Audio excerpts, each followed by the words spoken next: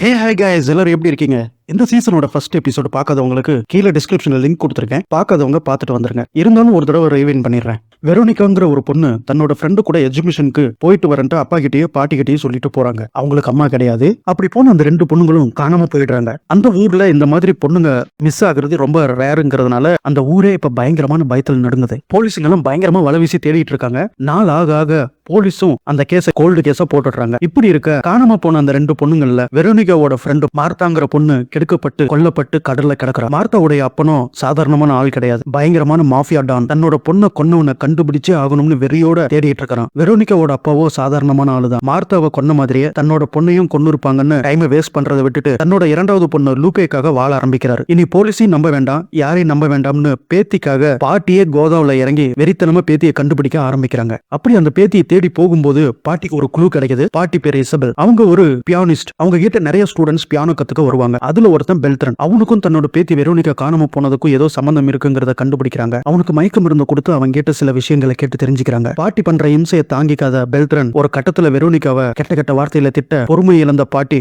அவனை சுத்தியாலேயே அடிச்சு சாகடிக்கிறாங்க. இதோட எபிசோட் 1 முடிஞ்சது. நான் welcome to Tamil voice studio. நான் உங்கள் ராஜா. இது வரைக்கும் நம்ம சேனலை சப்ஸ்கிரைப் பண்ணல, மறக்காம சப்ஸ்கிரைப் பண்ணிக்கோங்க. ஃபாலோ பண்ணாதவங்க ஃபாலோ பண்ணிக்கோங்க. Now let's continue to episode 2. இப்ப செத்து பொண்ணு பெல்ட்ரனோட பாடியை பார்த்து பாட்டி ஐயோ கோவத்துல நான் என்ன காரியம் பண்ணிட்டேன்னு அந்த பாட்டி புலம்பிக்கிட்டு இருக்க ஒரு கிழவன் கார்ல விசில் அடிச்சுக்கிட்டே வரான். பாட்டி தன்னோட தோட்டத்துல தேவையில்லாத செடிகளை எல்லாம் வெட்டுறதுக்காக அவனை கூப்பிட்டு இருப்பாங்க. இப்போ இந்த நேரம் பார்த்து அவனும் வர பெல்ட்ரனோட பாடியை மூட்டை கட்டி வச்சிடுறாங்க ஒரு ரூம்ல. வெளியே வந்த கிழவனும் காலிங் பெல் அடிக்க பாட்டி வெளியே வர காலிங் பெல் சத்தத்தை கேட்டு செத்து போனதான் நினைச்ச பெல்ட்ரன் டக்குன்னு முழிக்கிறான். இப்ப அவனை பார்த்ததும் பாட்டிக்கு கை காலே ஓடல. ஏய் அங்கேயே இரு, உள்ள வராதுன்னு சொல்லும் போது அந்த கிழவனும் நீ தானே தோட்டத்தை கிளீன் பண்ணணும்னு கூப்பிட்டு இருந்த, அதனாலதான் வந்தேன் அப்படின்னு அந்த கிழவன் சொல்லும் போது ஆமா கூப்பிட்டுருந்தேன், ஆனா இப்ப தேவையில்லைன்னு பாட்டி சொல்ல இப்படியே இங்க கான்வர்சேஷன் போயிட்டு இருக்கும்போது முழிச்சுக்கிட்ட பெல்ட்ரன் போலீஸ் கண்ட்ரோல் ரூமுக்கு எமர்ஜென்சிக்கு கூப்பிடுறான். ஆனா இங்க வெளியில இந்த கிழவனும் சரி தோட்டம் கூட நான் கிளீன் பண்ணல, எனக்கு அவசரமா பாத்ரூம் வருது, நான் உங்க பாத்ரூம் யூஸ் பண்ணிக்கலாமான்னு கேட்கறான். பாட்டியோ டே டப்பா தலையா, நீ வேற ஏன்டா நேரங்காலம் தெரியாம ராவடி பண்றேன்னு சொல்லிக்கிட்டே இருக்கும்போது அங்க போன்லயோ போலீஸ் டீம் சொல்லுங்க என்னாச்சு சொல்லுங்க எமர்ஜென்சி கண்ட்ரோல் ரூம்ல இருந்து பேசிக்கிட்டு இருக்க பெல்ட்ரனால பேச முடியல. அப்படியே பேச முடியாமயே செத்து போயிடுறான். இந்த கிழவனுக்கும் அந்த பாட்டி மேல ஒரு கிரஷ். வர வியாழக்கிழமை தியேட்டருக்கு 2 டிக்கெட் எடுத்து வச்சிருக்கேன், கட்டாயம் நீ வரணும்னு சொல்ல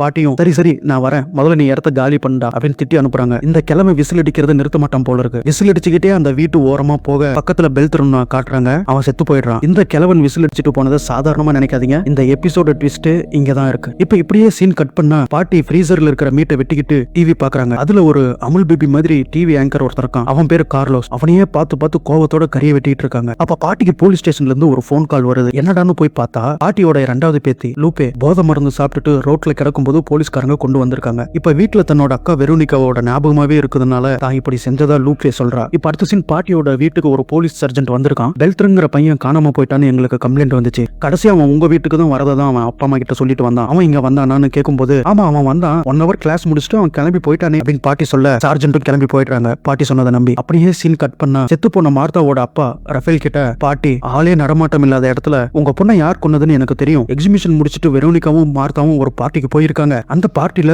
பெரிய பெரிய ஆளுங்கெல்லாம் இருந்திருக்காங்க. அதுல உங்க பொண்ணை கெடுத்து கொலை பண்ணவன் யாருன்னு எனக்கு தெரியும்னு சொல்லும் போது ரஃபேலோ யார் அவன் பேரை சொல்லுங்க அப்படின்னு சொல்லும் போது பாட்டியோ நான் பேரை சொல்றேன், ஆனா அதுக்கு முன்னாடி நீ எனக்கு ஒரு உதவி பண்ணி ஆகணும், செத்து போன ஒரு டெட் பாடியை நீ டிஸ்போஸ் பண்ணணும், எனக்கு ஹெல்ப் பண்ணணும் அப்படிங்கிறாங்க. இப்ப அப்படியே சீன் கட் பண்ணா டிவில ஒரு ஆங்கரை பார்த்து பாட்டி முறைச்சிட்டு இருந்தாங்கல்ல, அவன் பேரு கார்லோஸ். இப்ப அவன் இந்த நாட்டை விட்டே போறதுக்கு ஏர்போர்ட்டுக்கு கிளம்ப தயாராயிட்டு இருக்கான். காருக்குள்ள ஏறும்போது பின் சீட்ல இருந்து ஒருத்தன் செயின் போட்டு கழுத்தையே இருக்கிறான். ரஃபீல் அப்படியே கெத்த சுருட்ட பத்த வைக்கிறான். இப்ப அப்படியே சீன் கட் பண்ணா பாட்டியை ஃபிளேட் பண்ற அந்த டப்பா தலையன் இன்னைக்கு வியாழக்கிழமை மறந்துட்டியா, நம்ம 2 பேரும் சினிமாக்கு போலாம்னு சொல்லியிருந்தேன் அப்படின்னு கேட்கும்போது பாட்டியோ அவனை திட்டி துரத்தி விட்டுறாங்க. அவனும் செம்ம காண்டுல கிளம்பி போயிடுறான். வெரோனிகாவோட அப்பாவோ பாட்டிக்கு கால் போட்டு வர சொல்லி லூபே சரியா சாப்பிட மாட்டேங்கிறா, தூங்க மாட்டேங்கிறா, எப்ப பார்த்தாலும் வெரோனிகாவோட ஞாபகமாவே இருக்கிறான்னு சொல்றா. எங்க என்னோட 2வது பொண்ணு இழந்துடணும்னு பயமா இருக்குதுன்னு சொல்லும் போது பாட்டி லூபேக்கு ஆறுதல் சொல்லி சமாதானப்படுத்துறாங்க. இப்ப அந்த பாட்டி மார்த்தாவோட அப்பா ரஃபேல பாக்குறதுக்காக போயிட்டு இருக்காங்க. அப்போ எஃப்எம் ரேடியோல காணாம போன பெல்ட்ரன் கடைசியா எமர்ஜென்சி கண்ட்ரோல் ரூமுக்கு கால் பண்ணிருப்பான்ல, அந்த ஆடியோ ரெக்கார்டிங்க ஊர் பூரா பரவி இருக்கும். இப்ப அதை கேட்டுட்டு பாட்டிக்கு பயங்கரமான ஷாக் ஆயிடுது. ஈரக்கொலையே நடுங்கி போயிடுது.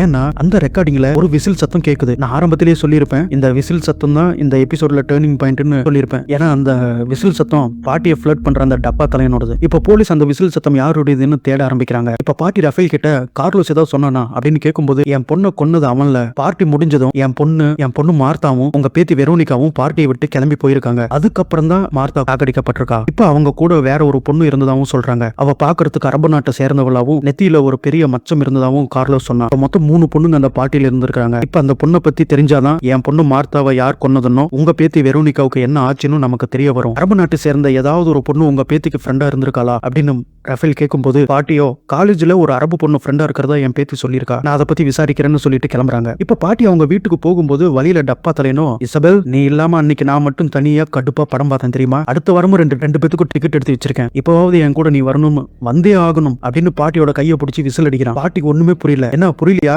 போலீஸ்காரங்க ரிலீஸ் பண்ண அந்த ஆடியோவை கேட்டேன், அந்த விசில் சத்தம் என்னோடதுதான், அப்ப பெல்ட்ரன் சாகும் போது உன் வீட்டுல தான் இருந்திருக்கான், அவனை நீ தான் கொண்டு இருப்ப, இதை பத்தி நான் போலீஸ் கிட்ட சொல்லாம இருக்கணும்னா உன் கூட நான் டைம் ஸ்பெண்ட் பண்ணணும் அப்படின்னு பாட்டியை பிளாக்மெயில் பண்ண ஆரம்பிச்சிட்டான். பாட்டியோ உன்னை பார்த்தாலே அருவருப்பா இருக்குன்னு அவன் அவாய்ட் பண்ணிட்டு அங்க இருந்து கிளம்பி போயிடுறாங்க. இப்ப பாட்டி வெரோனிகாவோட காலேஜுக்கு போய் அவங்களோட இன்ஃப்ளூயன்ஸ் யூஸ் பண்ணி கிளாஸ் ஸ்டூடெண்ட்ஸ் டேட்டா ஆக்சஸ் வாங்கிக்கிறாங்க. அப்ப அப்படியே ஒவ்வொரு ஸ்டூடெண்ட்ஸ் போட்டோவையும் பார்க்கும்போது நெத்தியில மச்சம் இருக்கிற மாதிரி ஒரு அரபு பொண்ணை பாக்குறாங்க. அவ பேரு ஜமீலா. இப்ப அவளை பத்தி அந்த டீச்சர் கிட்ட விசாரிக்கும் போது ஜமீலா அவ ஸ்டடிஸ பாதியிலேயே நிறுத்திட்டு டிஸ்கண்டினியூ ஆயிட்டா, இப்ப எங்க இருக்கானே தெரியல அப்படின்ட்டு அந்த டீச்சர் சொல்றாங்க. இப்ப அடுத்த சீன் பாட்டி வீட்டுக்கு வரும்போது வீடு பூரா போலீஸ் சல்லாட போட்டு எதையோ தேடிட்டு இருக்காங்க. சார்ஜென்ட்டோ, ஹலோ இசபெல், உங்க மேல ஒருத்தர் புகார் கொடுத்திருக்காரு, பெல்ட்ரன் காணாம போனதுக்கும் உங்களுக்கு ஏதாவது சம்பந்தம் இருக்குமோன்னு சந்தேகிக்கிறோம், கொஞ்சம் வீட்டுக்குள்ள போய் பேசலாமான்னு கேக்குறாரு. பாட்டியோ, என் மேல எவன் கம்ப்ளைண்ட் கொடுத்திருப்பான்னு எனக்கு தெரியும், 70 வயசுல கூட ஆம்பளைங்க கிட்ட இருந்து பாதுகாத்துக்க வேண்டியதா இருக்குது அப்படின்னு சொல்றாங்க. என்னதான் மனுஷனோட பிளட் ஸ்டெயின் தரையில இருந்து கிளீன் பண்ணாலும் கூட லூமினல் டிடெக்டர் வச்சு பார்த்தோம்னா ஈஸியா ஃபைண்ட் அவுட் பண்ணிடலாம். அந்த மாதிரி பண்ணும்போது தரப்போற பிளட் ஸ்டெயின்ஸ் இருக்கிறத கண்டுபிடிக்கிறாங்க. அந்த பிளட் ஸ்டெயின்ஸ் பெல்ட்ரனோட தானான்னு டெஸ்ட் பண்றதுக்கு லேபுக்கு எடுத்துட்டு போயிட்டு இருக்காங்க. இப்ப அடுத்த சீன்ல பாட்டி ரஃபேல சந்திச்சு அந்த அரபு பொண்ணு யாருன்னு நான் கண்டுபிடிச்சிட்டேன், அந்த பொண்ணோட பேரு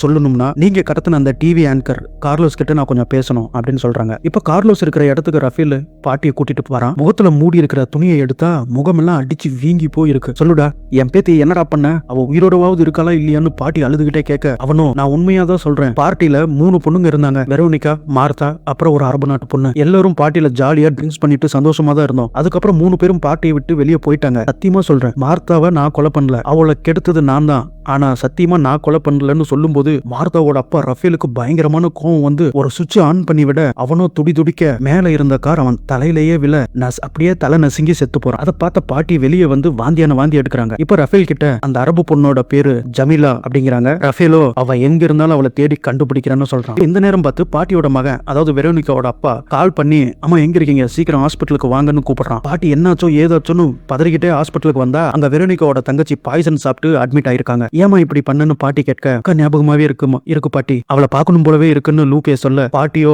அவ செத்து போயிருப்பா, அவளை நினைச்சிட்டு உன் உடம்ப ஏன் நீ கெடுத்துக்கிறன்னு பாட்டியை பார்த்து லூப்பேயால இவங்க 2 பேத்தையும் அலறத பார்த்து இதையெல்லாம் மனசுக்குள்ள தேம்பி அழுத வெரோனிகாவோட அப்பாவோ இனி இதுக்கு மேலேயும் உண்மையை சொல்லலைன்னா லூப்பேக்கு ஏதாவது ஆயிடும்னு ஒரு ஷாக்கிங் ட்விஸ்ட் கொடுக்க ரிவீல் பண்றாரு பாருங்க. அவ உயிரோட இருக்கான்னு சொல்லும் போது லூப்பேவும் பாட்டியும் அதிர்ச்சியா அந்தோனிய பாக்குறாங்க. நான் சொல்றது உண்மைதான், வெரோனிகா உயிரோட தான் இருக்கா, ஏன் கஸ்டடியில இருக்கான்னு சொல்லும் போது இப்ப பாட்டியோட ஃபேஸ க்ளோஸ் அப்ல காட்டுறாங்க. இதோட இந்த எபிசோடு முடிக்கிறாங்க. இனி அடுத்தது என்னாச்சுங்கிற விஷயத்த எபிசோடு 3ல பார்ப்போம். ஃப்ரெண்ட்ஸ், நான் உங்ககிட்ட ஒரே ஒரு ஹெல்ப் கேட்டுக்கிறேன். தயவு செஞ்சு இந்த வீடியோக்கு ஒரு லைக் போட்டுட்டு வாட்ஸ்அப்ல யாராவது ஒருத்தருக்கு உங்க ஃப்ரெண்டுக்கு ஷேர் பண்ணி விடுங்க. உங்க டைமை எனக்காக நீங்க ஸ்பெண்ட் பண்ணதுக்கு ரொம்ப thanks. Once again welcome to Tamil voice studio. இது உங்கள் ராஜா. பாய்.